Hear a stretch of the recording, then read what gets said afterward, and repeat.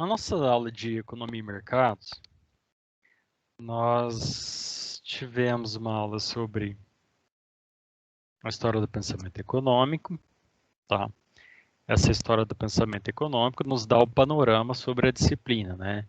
Para mostrar como que a gente chegou, né, até os dias de hoje, né? Quais foram as etapas, o que se passou nesse tempo, quais foram as ideias que foram surgindo, como que eram os sistemas de organização econômica e social e tudo mais, tá bom? Aí, depois dessa aula, nós tivemos uma aula chamada Conceito de Economia, conceitos importantes e tal. O que tratava essa aula? Ela trazia o conceito de economia, né? Um conceito que eu peguei foi de um autor que ele traz muito bem, que é o seguinte, né? A economia é o estudo do uso de recursos escassos, né? Que você usa de diversas formas, né?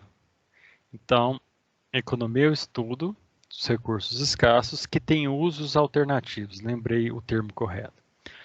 Que tem usos alternativos, tá bom? Então, a gente aprendeu o conceito de economia, aí a gente entendeu o que significa escassez, a gente entendeu o papel do preço, né? Nessa questão de você dar os usos alternativos para os recursos que são escassos, tá? E nós tivemos também o estudo aí desses usos alternativos, como que isso é determinado. Depois nós tivemos aulas sobre os princípios de economia, 10 princípios econômicos. Do que se trata isso? Ele trouxe um conjunto de princípios da forma como funciona, né? Para a gente entender melhor essa mecânica da economia, do funcionamento da economia. Então, nós vimos ali princípios que estão relacionados ao comportamento do consumidor, tá? E nisso nós vimos questões do trade-off, questões da análise de custo-benefício. Depois nós vimos como a sociedade funciona, né? Nós vimos a questão do sistema de livre mercado. E depois nós vimos a parte final falando um pouquinho sobre inflação, entre outras coisas. São 10 princípios no total, e a gente tem uma passada sobre eles e eu dei destaque aos mais importantes. Depois desses 10 princípios, nós tivemos aulas sobre oferta e demanda. Tinha um conteúdo de sistemas econômicos que eu ainda não disponibilizei, mas eu vou disponibilizar algumas partes, talvez eu grave um pequeno vídeo só para explicar de forma bastante superficial as características, né? E depois dessa aula de oferta e demanda, que foi a aula da semana passada, se não me engano, e essa oferta e demanda é um assunto que foi abordado desde o começo. Desde a primeira aula a gente citou, depois a gente citou oferta e demanda na segunda aula, na terceira aula de princípios, depois na quarta aula a gente trabalhou só com oferta e demanda. E oferta e demanda a gente aprendeu questões importantes. Então todas essas aulas estão conectadas, interligadas, e hoje a gente vai para a aula de elasticidade, que ela fecha esse conjunto que a gente precisa entender desde a primeira aula. Então, na aula de oferta e demanda, a gente aprendeu questões como a lei da demanda, que fala que se um produto cai o preço, o consumo aumenta. Se um produto tem o preço aumentado, o consumo cai. De forma geral, é assim. São regras gerais porque sempre você encontra uma ou outra exceção à regra, tá? Mas de forma geral é assim que funciona. Bom, nós vimos também, falamos um pouco sobre a oferta nessa aula, embora a gente tenha priorizado a demanda. Eu dei alguns exemplos da oferta, porque a oferta é do lado do produtor e a demanda é do lado do consumidor. Mas a lei da oferta fala que quanto maior é o preço de um produto, né, maior tende a ser a oferta. Porque lembra que o produtor está querendo ganhar mais, e se o produto tem um preço alto, ele vai querer produzir mais. Então tem essas situações. Bom, depois desse estudo da oferta e demanda, a gente viu quantidade demandada e tudo mais. A gente hoje vai finalizar esse estudo, por quê? Porque elasticidade, ele é um conceito ligado à oferta e demanda, tá? Então não dá para passar tudo em um dia só, precisa trabalhar esses conteúdos separados, então hoje a gente finaliza esse conteúdo, tá bom? Então, passando aqui para o primeiro slide, o que acontece? Elasticidade. A elasticidade, ela é uma medida do tamanho da resposta dos compradores e vendedores às mudanças de condições do mercado. Bom, a elasticidade, ela vai mensurar as alterações de comportamento dos consumidores e produtores quando muda as condições de mercado. Nós vimos que na lei, nós vimos questões teóricas na aula passada, falando da lei da demanda, só que a elasticidade, ela vem medir, tá? Então, na aula passada a gente falou do conceito, só que agora a elasticidade, ela vai mensurar, ela vai medir qual que é o tamanho da mudança por parte do comportamento dos consumidores, como também dos produtores, quando há mudanças nas condições de mercado. Essas mudanças nas condições de mercado estão se relacionando ao preço, tá? Ao preço. Então, quando tem alterações no preço dos produtos, né? Isso altera tanto o comportamento do consumidor quanto do produtor. Só que a questão é, muda quanto? É isso que a gente vai estar discutindo hoje, tá?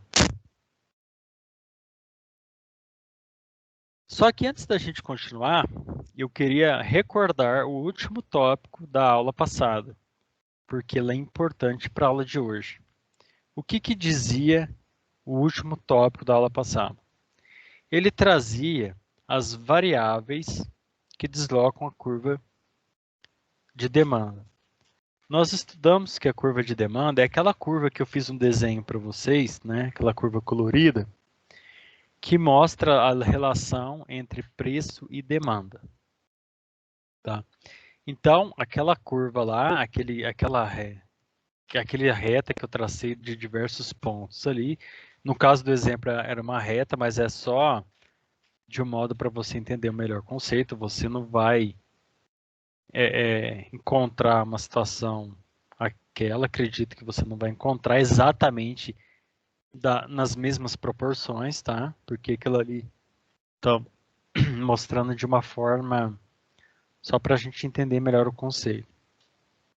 Então a gente viu que a demanda, essa curva de demanda, ela tem alguns aspectos que influenciam o seu deslocamento.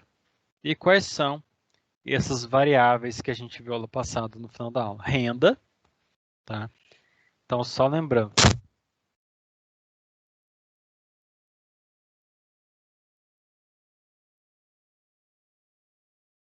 Então, a renda é um importante aspecto, tá? Por quê? Porque alterações na renda, elas vão significar alteração no comportamento do consumidor. Então, se você tem você pega a sua renda atual. Se você aumentar a sua renda em 50%, em 10%, dobrar o seu salário, o que for, isso vai refletir no seu comportamento de consumidor. De que forma que isso vai refletir? Você vai, por exemplo, consumir, você pode consumir produtos de melhor qualidade, né, trocando as marcas. Você pode consumir mais produtos, então você aumenta o seu consumo, os seus gastos com produtos. Você acaba comprando coisas que antes você não comprava.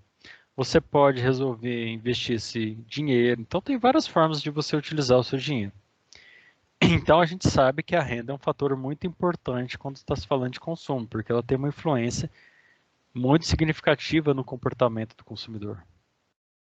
O segundo ponto que a gente viu são preços de bens relacionados. Esses preços de bens relacionados estão se referindo aos produtos substitutos, né? Então, sorvete, açaí, cupuaçu, margarina, manteiga, maionese e requeijão. Produtos em que você pode trocar um pelo outro. Então, no seu café da manhã, você pode utilizar margarina, manteiga, maionese ou requeijão. Exemplo, tá? Não vou entrar aqui em questões de gosto. Eu estou falando só de que são produtos que você pode substituir um pelo outro. Depois nós vimos os gostos, né? Os gostos são questões individuais, pessoais, e cada um tem a sua preferência, mas eles acabam influenciando também a demanda.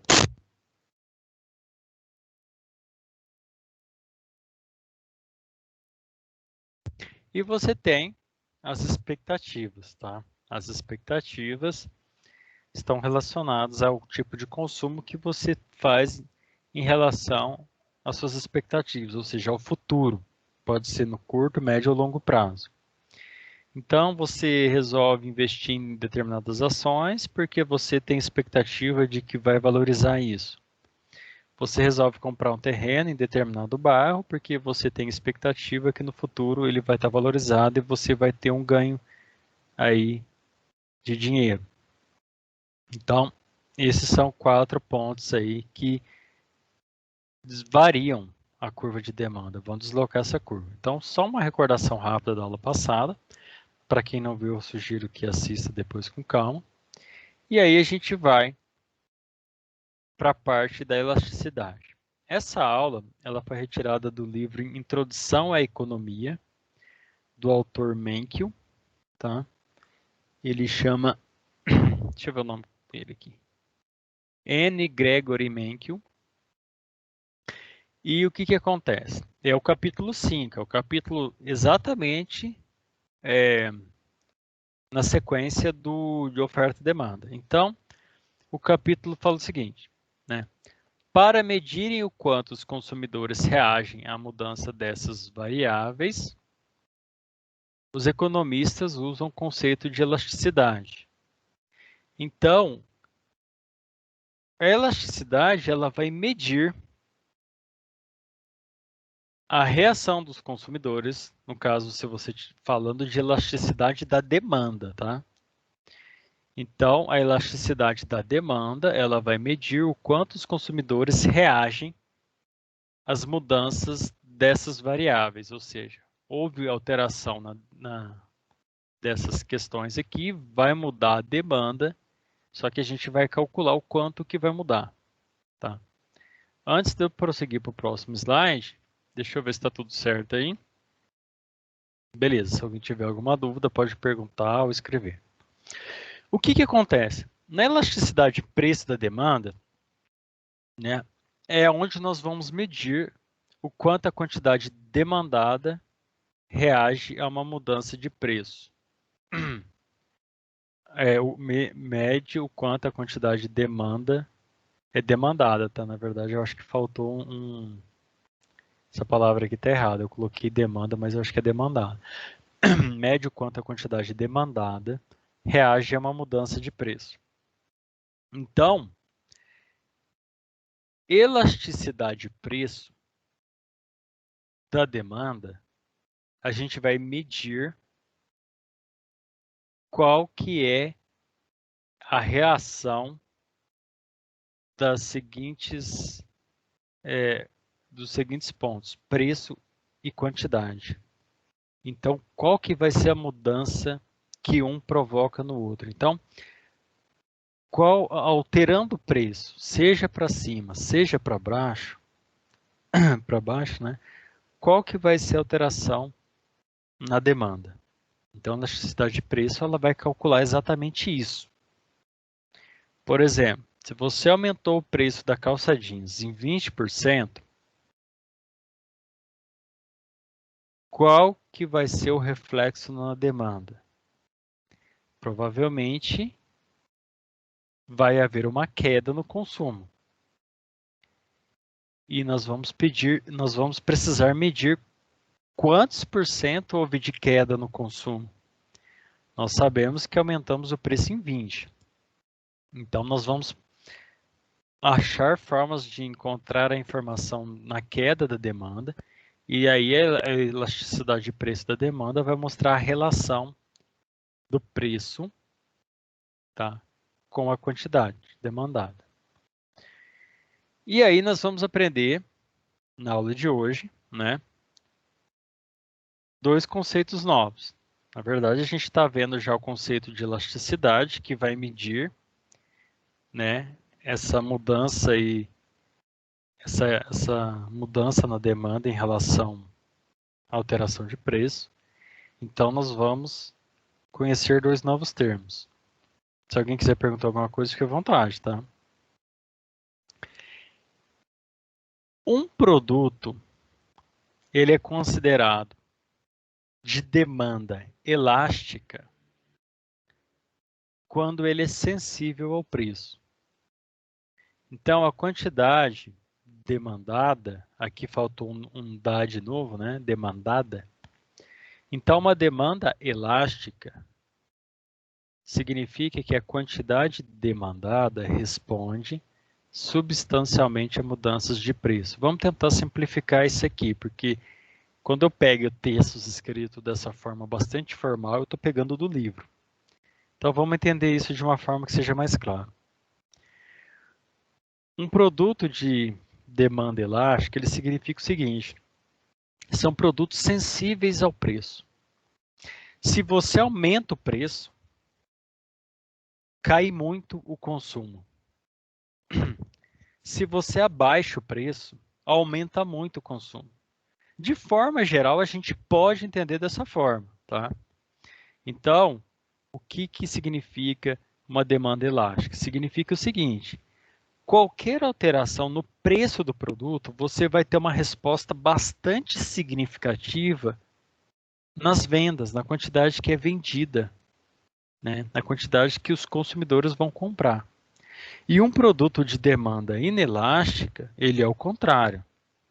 Ele significa o seguinte: são produtos que são insensíveis ao preço. Mesmo que você tenha alteração no preço, o consumo não altera ou vai alterar muito pouco, tá? A gente vai entender melhor aqui no próximo slide. Então, elástico significa, se eu mudar o preço, vai ter um impacto forte nas vendas. E o inelástico significa que se eu mudar o preço, o impacto nas vendas será pequeno. E aí, o que pode influenciar essa elasticidade de preço da demanda, né? Nós temos aqui alguns fatores. O primeiro é a disponibilidade de substitutos próximos, né? Então, se você tem, por exemplo, manteiga, margarina, requeijão e maionese, todos eles servem para você passar no seu pão, no seu café da manhã, tá? Aqui a gente não está entrando em questões específicas, tá? A gente está tratando de maneira geral, então aqui a gente não está lidando com gostos particulares. Então nós temos esses produtos. Se houver uma alteração no preço da maionese, por exemplo, né, você provavelmente vai afetar de uma forma significativa a demanda de todos esses produtos. Tá? Então, quando os produtos eles são substitutos próximos, eles têm uma demanda, eles são produtos considerados de demanda elástica, ou seja, há um impacto significativo. Por quê? Porque se você paga R$ 6 na manteiga, R$ 6 na margarina, R$ 6 na maionese, R$ 6 no requeijão, e a maionese vai para 10, então, quando você for no supermercado para comprar maionese, você vai falar tá caro. E aí você vai procurar o preço de outros produtos substitutos. Você vai ver o preço ali do lado da manteiga, da margarina e tal. É assim que funciona. Então, os produtos, quando eles são substitutos, eles tendem a ter uma demanda elástica, ou seja, se subir o preço, isso afeta bastante o consumo. E aí o que você faz? Não, para mim tanto faz ser qualquer um desses produtos. Como a maionese está cara, então eu vou comprar o requeijão, por exemplo. Tá? Nós temos um segundo ponto que pode influenciar a elasticidade de preço, que é o seguinte: bens necessários e bens supérfluos, né? Bens necessários,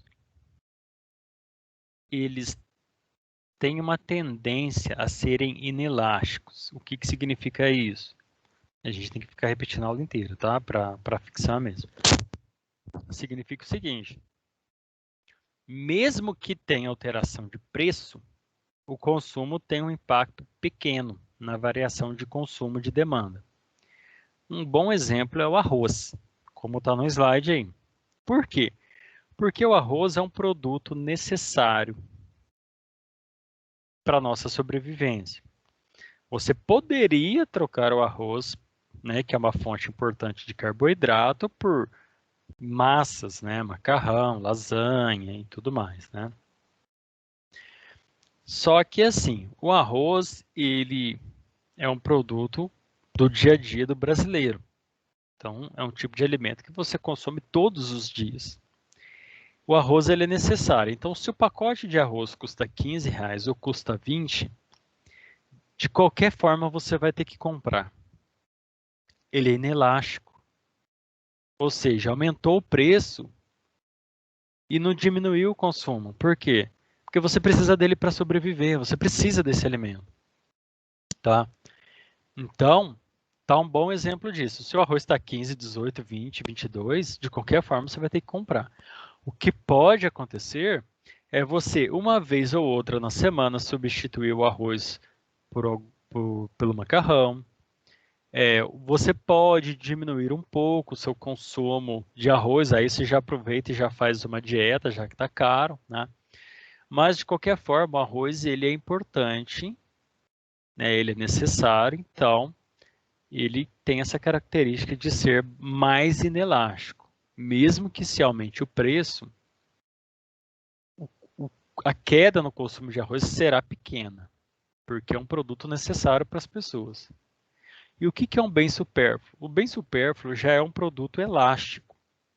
Ao contrário, se você alterar o preço, você diminui muito o consumo, se você alterar para cima, né? No caso, se você subir o preço.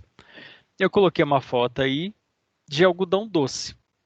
Algodão doce, né? A gente talvez nem lembre qual foi a última vez que comeu na vida, tá? Mas é um tipo de produto que cai muito bem em festas infantis, as crianças gostam, né? E tudo mais. Mas é um produto perfeitamente substituído por qualquer outra coisa. Ele é supérfluo, ele não é necessário para a sua vida.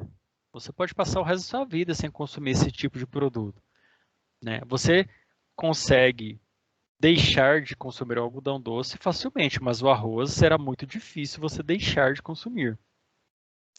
Então, o produto supérfluo ele é mais sensível. Então, vamos imaginar que a gente deu o exemplo do arroz, que foi de 15 para 20, e você pode diminuir um pouco o consumo dele, mas você vai continuar comprando arroz, tá? Ele é necessário. Agora, o algodão doce, vamos supor que ele custa R$ 5. E todo sábado de manhã, o vendedor de algodão doce vende em torno de 20 unidades na praça, porque as crianças vão lá na praça, Joaquim José, os pais levam para passear, vai depois da missa e anda de bicicleta, e geralmente tem algum evento, então tem um parquinho lá, todo mundo, então tem bastante criança. A R$ 5 ele vende 20 unidades. Se ele aumentar o preço para R$ 7, o que vai acontecer?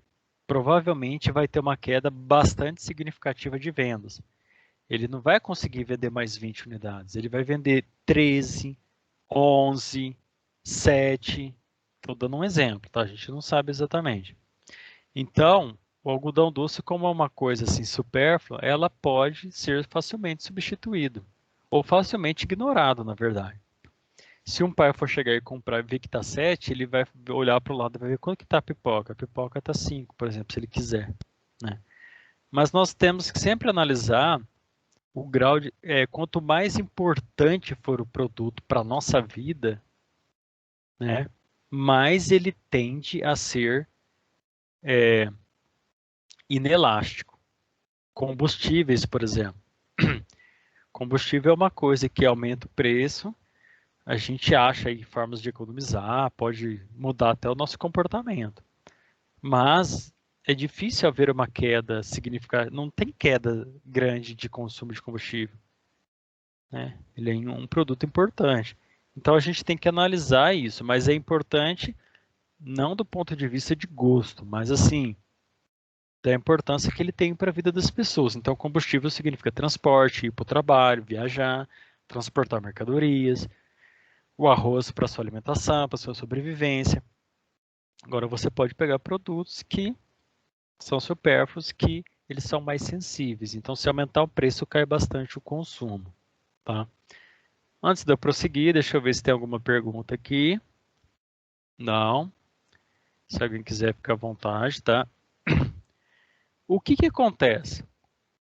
Ainda sobre o que pode influenciar a elasticidade de preço da demanda, nós temos o chamado definição de mercado, tá?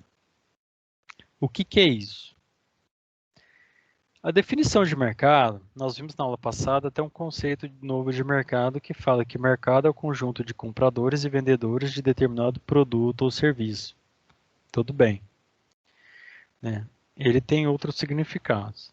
Mas quando a gente estiver falando de elasticidade de preço, a gente precisa prestar atenção de qual mercado que a gente está tratando, tá? Então, se eu falar, por exemplo, alimentos, o mercado alimentício, ele é o mercado, de modo geral, inelástico, porque as pessoas precisam comer para sobreviver. Só que quando eu falo mercado alimentício, a gente tem um problema. Por quê? Porque a gente joga tudo na mesma caixa. Arroz, algodão doce, batata frita, lasanha, sushi, caldo de cana-de-açúcar, né, macarrão, chocolate. É muitos produtos diferentes. Tudo isso é da indústria alimentícia, que tem milhares de produtos, né? Então, por isso que a indústria alimentícia ela tem uma tendência a ser inelástica, porque as pessoas precisam comer para sobreviver. Mas quando você vai analisar especificamente o mercado de cada produto alimentício, você percebe que dentro do mercado de produtos alimentícios há produtos bastante inelásticos e há produtos bastante elásticos, de demanda inelástica e demanda elástica. O exemplo a gente deu, o arroz ele é bastante inelástico, é difícil você deixar, então é um produto aí que se aumentar o preço, você vai ter que continuar comendo da mesma forma, tá? Agora o algodão doce não, ele é bastante elástico, se aumentar o preço, né, você não compra mesmo, né? Vamos supor que a gente já não compra, né? Mas vamos supor que a criança costuma comprar todo final de semana um. Mas se aumentar o preço, você vai deixar de comprar ele. Simplesmente você pode falar, ah, filho, tá caro, depois eu compro uma bala, eu compro chocolate pra você, que é mais barato e tal. E aí vocês têm que analisar cada mercado alimentício, um por um, né?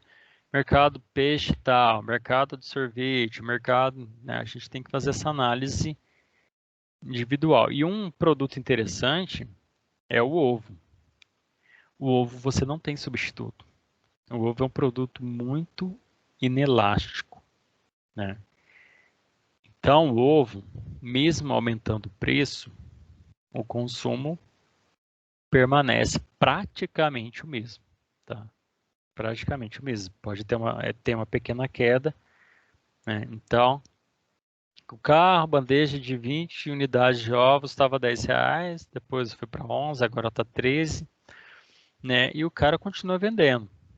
Inclusive, um exemplo que tem no livro aqui é que foi feita uma pesquisa com alguns produtos alimentícios e o ovo foi o produto alimentício dentre aqueles que estavam na pesquisa mais inelástico. Não tem como substituir o ovo. Você trocar o ovo por quê? Pelo quê? Não tem. O ovo é uma fonte de proteínas. Você pode trocar pela carne, né? Mas acontece que é o seguinte, e para você fazer bolo? E para você fazer receitas? Então o ovo ele acaba em várias situações não tendo nenhuma forma de substituí-lo, tá? Então fica difícil. Então é um produto bastante inelástico. Isso significa que pode subir o preço, que o consumo vai apresentar uma queda bastante pequena, né? Talvez nem tenha. Bom, e aí a gente tem o último ponto aqui, tá? Que é o horizonte de tempo. O que significa esse horizonte de tempo, né?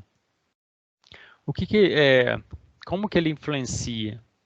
Da seguinte forma, quando você altera o preço de um produto, então vamos supor que amanhã você não, mas houve um aumento no preço do combustível em 10%. Isso na quinta-feira. Sexta-feira, você vai analisar qual foi o impacto da queda de consumo. Só que nós temos um problema. Você não vai conseguir um bom número. Por quê? Porque você precisa de tempo para observar melhor essa queda. Se o combustível aumentar na quinta, sexta-feira não tem quem não vai ter mudança de comportamento de ninguém, entendeu? Porque não deu tempo. Então, passa-se alguns dias, 2 semanas depois, você vai ter algumas informações melhores, você vai ter um dado mais preciso de quanto que pode ter diminuído de consumo de combustível. Se você esperar 6 meses, a sua informação vai ser melhor ainda do que 2 semanas. Se você esperar um ano, você vai ter um número que já vai ter tido tempo de algumas pessoas se adaptarem a esse novo preço. E depois de 5 anos, você pode ter um número ainda diferente, tá? No caso do exemplo do combustível, que é o exemplo que o Menck utiliza para falar de horizonte de tempo, é o seguinte. O combustível, quando ele aumenta de preço, de um dia para o outro você não tem o que fazer.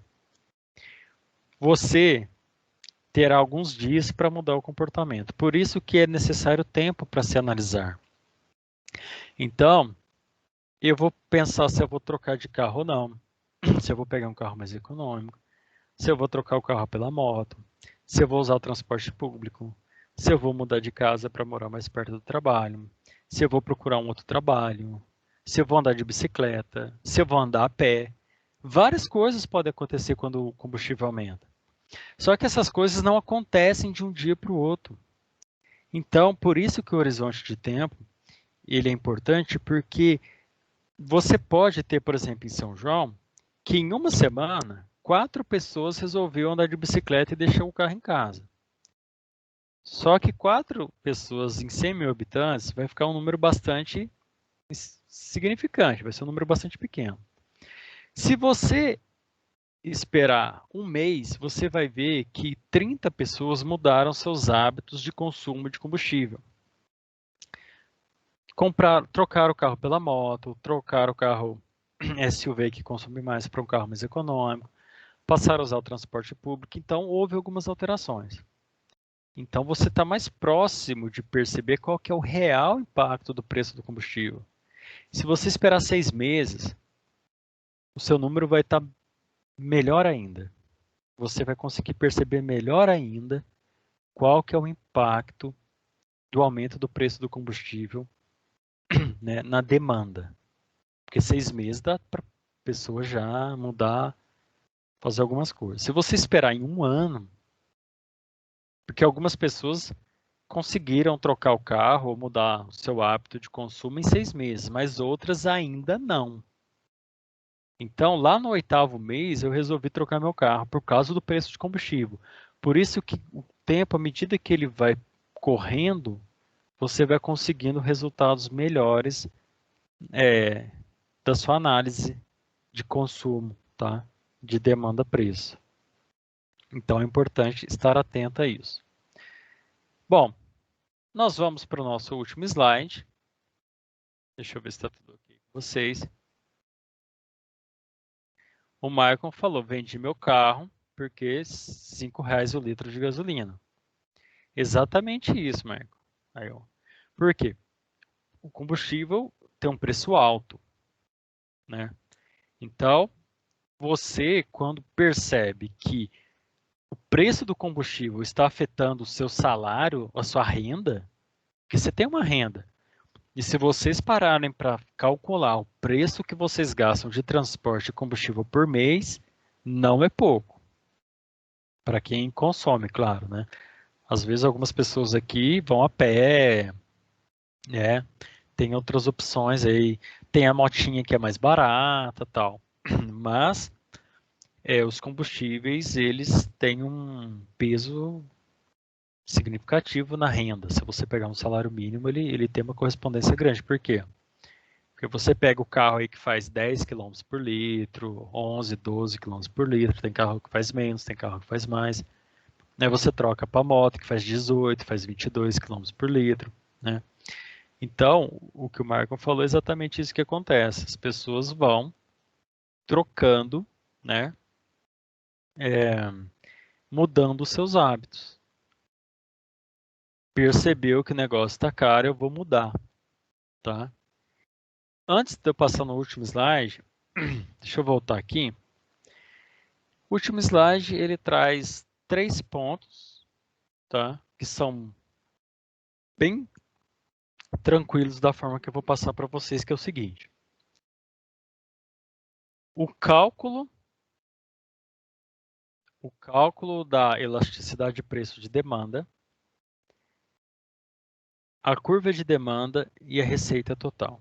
Nossa, professor, parece que hoje tem mais conteúdo. Não, fique tranquilo, que o mais importante a gente já viu. Sobre o cálculo, eu só tenho uma coisa a comentar.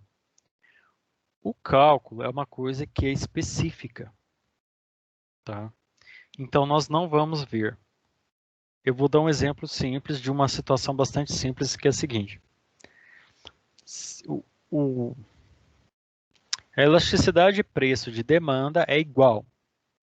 Você vai colocar aqui a variação de consumo pelo preço. Então, se o preço subiu 10% e você teve 20% na queda de consumo de vendas, né?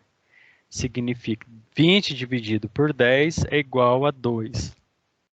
Elasticidade preço de demanda é igual a 2. Isso significa que para cada 1% no aumento do preço, a minha venda cai 2%. Então, eu percebi que quando eu aumentei o preço em 10%, eu vendi 20% a menos.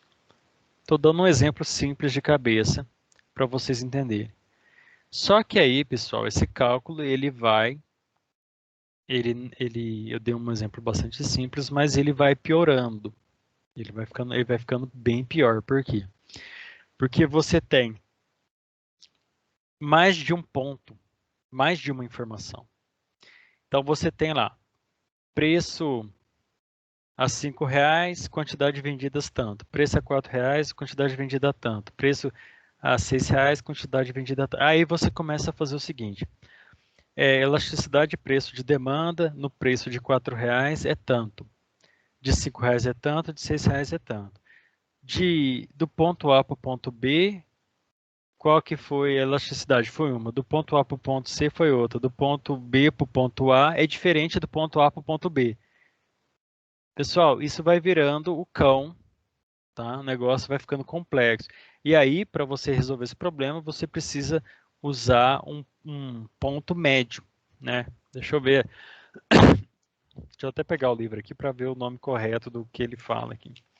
que é isso mesmo, método do ponto médio, no qual você vai fazer umas contas lá e achar um valor médio e fazer e descobrir a sua elasticidade de preço de demanda através desse preço médio. Isso é uma coisa muito específica, isso é coisa para economista, tá? Isso aqui não é coisa nem para administrador, tá? Mas só escrevi cálculo aqui para vocês saberem que é possível vocês calcularem essa relação, tá? Para isso, vocês têm que ter a informação de variação de preço e variação de consumo, né, na demanda, se subiu ou se caiu e quantos por cento. À medida que você adiciona o ponto médio para ter uma referência sobre determinado produto, aí essa equação ela fica bem mais complexa. Aí começa a aparecer equações de que você abre parênteses, um menos o outro, fecha o parênteses, e aí você vai dividir isso com tal número e embaixo, né, traça a fração, aí você coloca aqui, abre parênteses, aí começa a virar bagunça, tá? E isso é uma coisa que não é necessário para a gente, tá? Mas só dá mais para o técnico, né? Mas isso eu não passo nem para o superior. Vocês podem ver depois, se vocês quiserem conferir a aula do superior, que é similar de vocês, muda algumas coisas, mas muda principalmente na questão dos exercícios, né? Mas é uma coisa desnecessária, mas só para vocês saberem que é possível calcular sim, tá? Segunda coisa, curva de demanda. A curva de demanda é aquela curva colorida que eu fiz semana passada. Nesse slide tem a curva de demanda que eu desenhei semana passada, só que tem exatamente os mesmos valores, só que em vez de ser casquinha de sorvete, é hambúrguer. E também, se eu não me engano, está em espanhol isso aí, né? Curva de demanda, preço hamburguesa, deve ser alguma coisa assim, né? Quantidade, sei lá o que é isso. Mas exatamente esse gráfico. Então, o que interessa para falar a respeito de curva de demanda? Interessa o seguinte, que eu vou... Deixa eu ver se eu vou, né? Que só para ilustrar para vocês a curva de... Ó, tô desenhando na tela, hein, pessoal? Fica atento. A curva de demanda, só para vocês visualizarem ela, tá? Opa. Se você quiser visualizar um exemplo de curva de demanda de um produto inelástico, é assim, ó. É uma curva em pé. Por quê? Você tem uma variação de preço, por exemplo, de 4 para 5 e o consumo de 100 para 90. Então, você mudou o preço aqui e a queda foi muito pequena, tá vendo? Então, você aumentou o preço em 22%, a queda foi de 11%, como se fosse isso. Visualmente, é uma curva de um produto inelástico, seria um desenho dessa forma. Um produto elástico, ele seria assim, ó. Você tem o preço e a quantidade, só que aqui você tem o seguinte, você tem 100 unidades, R$4, R$5. Olha só, 50 unidades. Olha a diferença da curva. Deitada, bem mais deitada. A outra é assim, ó. Então, por que essa aqui é deitada? Um produto elástico. Porque você variou um pouco o preço e olha o tanto que caiu de consumo foi muito, tá? Então, isso é um produto elástico, tá bom?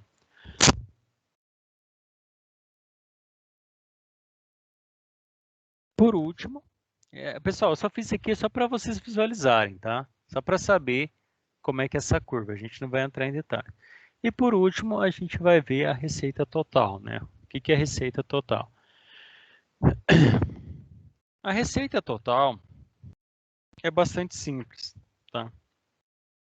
Por quê? A receita total, ela é a quantia paga pelos compradores e recebida pelos vendedores de um determinado bem. Então, ela é tudo que a empresa faturou na venda do produto. Então, só vou fazer aqui, novamente, uma ilustração para vocês visualizarem a questão da receita total. Se eu colocar para vocês o seguinte gráfico, a gente volta no nosso gráfico lá famoso de preço e quantidade. Se você tem um produto a R$ 4,00 e você vende 100 unidades, olha só,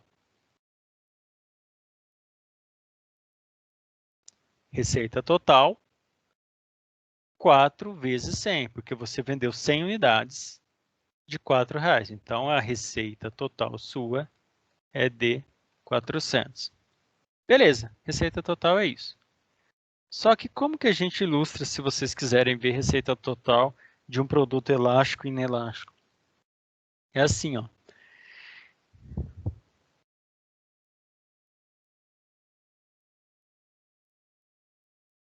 A R$ 5,00 eu vendo 90 unidades.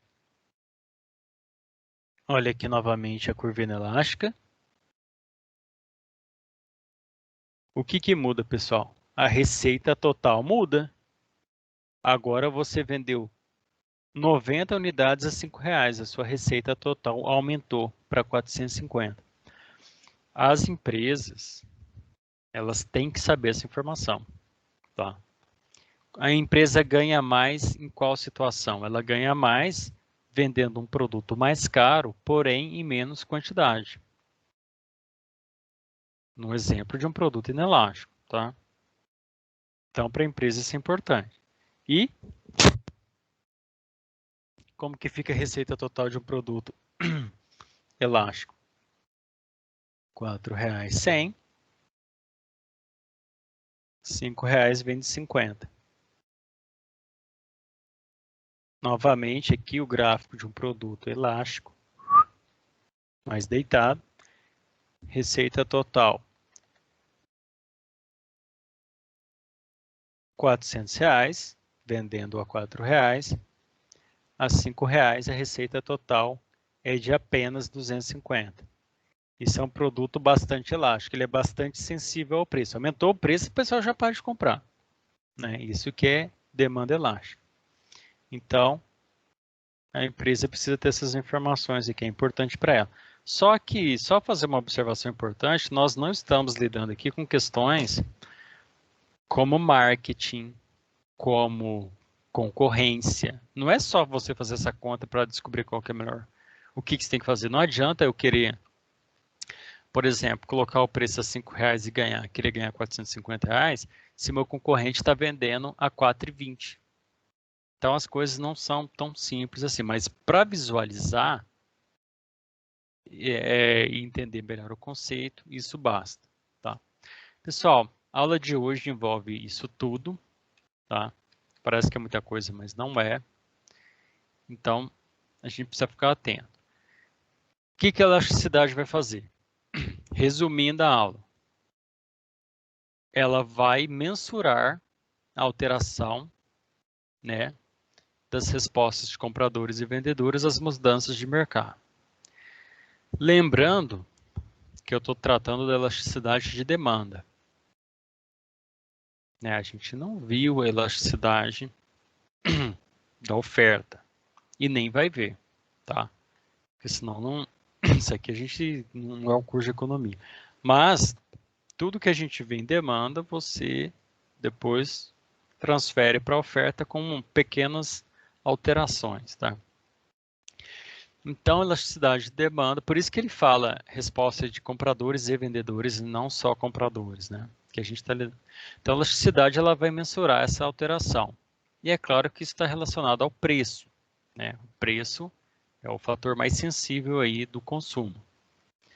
Você tem as 4 variáveis da aula passada, que elas deslocam essa curva de demanda, que é renda, preços de bens relacionados, que são aqueles de produtos substitutos, gostos pessoais e expectativas. E nós vimos que os consumidores usam esse conceito de elasticidade para justamente medir. No caso de elasticidade da demanda, ele vai medir o quanto os consumidores reagem às mudanças, né, dessas variáveis. E o que é a elasticidade de preço da demanda? Ela vai medir exatamente essa alteração que tem em relação ao preço e demanda. Quanto que a minha demanda muda se eu aumentar o preço? Quanto que ela cai? E se eu abaixar o preço? Quanto que ela sobe? Tá? E aí a gente viu que produto elástico são produtos sensíveis ao preço. Então, é aquele tipo de produto que se tiver alteração no preço, a resposta do mercado é grande. E o inelástico é que se tiver alteração do preço, não tem muito o que fazer, que a gente vai precisar comprar do mesmo jeito. Tá? Então, o consumo muda pouco. Nós vimos aí os 4 fatores relacionados, né, à influência da elasticidade de preço, disponibilidade de substitutos próximos, bens supérfluos e necessários, definição de mercado e horizonte de tempo. E por último, eu falei para vocês que tem cálculos que vão determinar essa relação precisamente, tá? A curva de demanda, eu só fiz um desenho para vocês verem como que é uma curva elástica e uma curva inelástica, só para mostrar visualmente. E a receita total, né? O que é a quantidade, na verdade, de dinheiro que a empresa recebe com as vendas. E eu mostrei para vocês a receita total, como que ela é importante, né? No sentido de você procurar achar a forma de você aumentar a sua lucratividade, suas vendas. Encerrando por aqui, eu gostaria de saber se vocês gostariam de comentar alguma coisa, tem alguma dúvida, Luiz Flávio, Raquel, Daniela, Júlia, José Eduardo, Jorge, Michael, tudo bem? Tudo tranquilo. Tá, pessoal, se Tá alguém... tranquilo por enquanto, professor. Legal, não. Então tá bom, sabe por quê, Daniela? Porque a gente, talvez a parte mais complexa, né, do que a gente viu até hoje foi essa aula. E daqui para frente os conteúdos eles são mais independentes. Eles são mais independentes. Né? Se você for pegar a aula de elasticidade mesmo, ela seria a aula mais difícil do curso, tá? Do que a gente tem aqui. Outras aulas a gente vai ver os tópicos, os pontos, mas tudo tranquilo, como vocês falam, sem problemas. Alguém gostaria de perguntar alguma coisa sobre algum produto, sobre alguma questão relacionada à elasticidade? Se ninguém tiver nenhuma dúvida, tá? Vocês já estão liberados aí para saírem, tá bom?